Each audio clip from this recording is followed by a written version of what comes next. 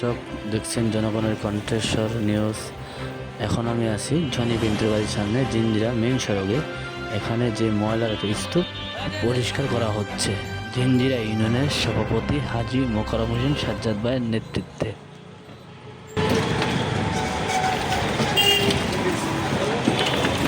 বিসমিল্লাহির রহমানির রহিম। আসসালামু আলাইকুম ভাই।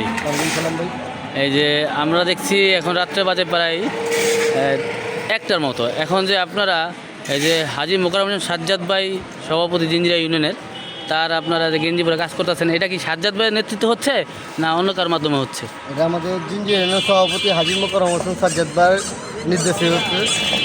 এই এলাকাটা পুরো নষ্ট হয়ে যাচ্ছে। এটা একটা আবাসিক এলাকা। আবাসিক এলাকায় এই ময়লা ফালে রোডটি নষ্ট করে ফেলেছে। এলাকার মানুষ কমপ্লেন দিছে হাজী মোকাররম হোসেন সাজ্জাদ ভাইয়ের কাছে, বলাতেই লগে লগে আমারে পাঠাইছে, কাজটা করেছে। আমি দূরত্ব কাজটা চালু করে দিয়েছি। আজকে বলছে আজকে কাজ চালু করছি। আজকে বিগত 15 থেকে 20 দিন ধরে এই ময়লাটি আমরা দেখছি রোডে যে মেন সড়কে যে ময়লা, এটার মানে আপনার এটা নিয়ে কী বলা আছে সাধারণ জনগণের? এটা সাধারণ জনগণকে বলবো যার যার বাসায় ময়লাটা রাখতে। কেন এটা সামনে টাইমনে স্কুল আছে, স্কুলে বাচ্চারা যায়, দুর্গন্ধ শুনে একটা রোগের একটা ব্যবস্থা হয়ে গেছে, তাই না? এই আমরা যে চলাফেরা করি বা রেস কাজে চলাফেরা করে পুরো রোডটাই জাম হয়ে যায়।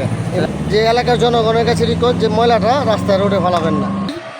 এমনভাবে ছিল যে দুর্গন্ধে লোকজন থাকা পারতেছিল না, রিক্সা চলাফেরার অসুবিধা হইতেছিল। দূর দূরান্ত থেকে মানুষ আইসা বস্তায় বস্তায় ময়লা ফেলা যেত। এখন এই জায়গায় থাকার মতো পরিবেশ ছিল না। এখন এই জিঞ্জিরা ইউনিয়নের সভাপতি মোকাররম হোসেন সাজ্জাদ ভাই এই উদ্যোগটা নেওয়ানে খুবই এই এলাকার মানুষ, এই রোডের মানুষ খুব খুশি। আমরা চাই ওনার মতোই চেয়ারম্যান, উনি যদি সবসময় আমাদের পাশে থাকে, এটাই আমরা কামনা করি। সাজ্জাদ ভাইয়ের মতো লোকই এই জিঞ্জিরা ইউনিয়নের চেয়ারম্যানের যোগ্য। সাজ্জাদ ভাই দীর্ঘ 5-6 দিন আগে অমৃতপুরে একটা দারোয়ান মারা গেছে। ওনার কাফন দাফনের জন্য মানুষের কাছে হাত পাততেছে, 10 টাকা 20 টাকা উঠাইতেছে। এটা সাজ্জাদ ভাইয়ের কাছে কিছু এলাকার পোলাপান গিয়ে বলছে, ভাই এই ঘটনা। সাজ্জাদ ভাই বলছে আর 1 টাকা উঠায় না, সম্পূর্ণ খরচ আমি দেবো। উনি কাফনের কাপড়, গোসল, কবরের টাকা, খলপা যা আছে ইত্যাদি উনি সম্পূর্ণ টাকা উনি দিছে। দুপুরে খাবারের টাকাও উনি দিছে। এমন মানুষই আমরা কেমনে হাতছাড়া করি? এমন মানুষ হতে আমরা চাই, আমাদের পাশে চাই, সারা জীবন আমরা সাজ্জাদ ভাইয়ের পাশে থাকতে চাই।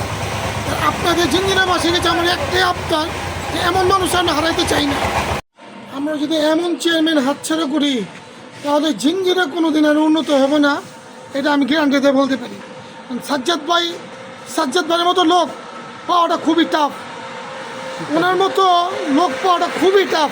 উনি শিক্ষিত দিক বলবেন, অর্থনৈতিক দিক বলবেন, উনি মনের দিক বলবেন, উনি সবার সাথে মিলছে। গরিব নাই, বড় লোক নাই, সবার সাথে উনি মিলামিশা চলে। তো ওনার মতো চেয়ারম্যান যদি আমরা হাতছাড়া করি, তা আমাদের জন্য ব্যর্থ, আমাদের জিঞ্জিরার জন্য ব্যর্থ।